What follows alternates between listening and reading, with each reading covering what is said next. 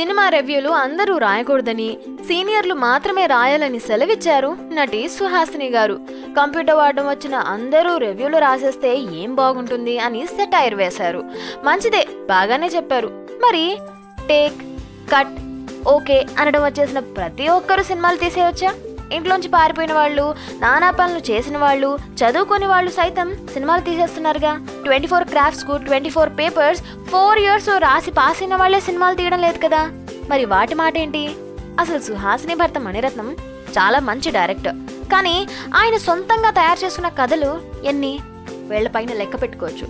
దళపతి భారతం నుంచి అడాప్ట్ చేసింది, రావణ్ రామాయణం నుంచి అడాప్ట్ చేసింది, కడలి బైబిల్ నుంచి, అలాగే రోజా సతీ సావిత్రి నుంచి అడాప్ట్ చేసుకున్నవి. సినిమా కానీ రచన కానీ సృజనకు సంబంధించింది. దానికి క్వాలిఫికేషన్ కాదు కావాల్సింది. ఈ విషయం సుహాసినికి ఎప్పుడు అర్థమవుతుందో ఏంటో. అయినా ఓకే బంగారం రిలీజ్కి ముందే ఎందుకు సుహాసిని ఇలాంటి రెస్ట్రిక్షన్స్ పెడుతున్నారు? కొంపతీసి ఓకే బంగారం ఓకే కాదా ఏంటి? ఇలాంటి మరిన్ని గాసిప్స్ కోసం మా ఛానల్ని సబ్స్క్రైబ్ చేసుకోండి. E3 అంటే ఎంటర్టైన్మెంట్.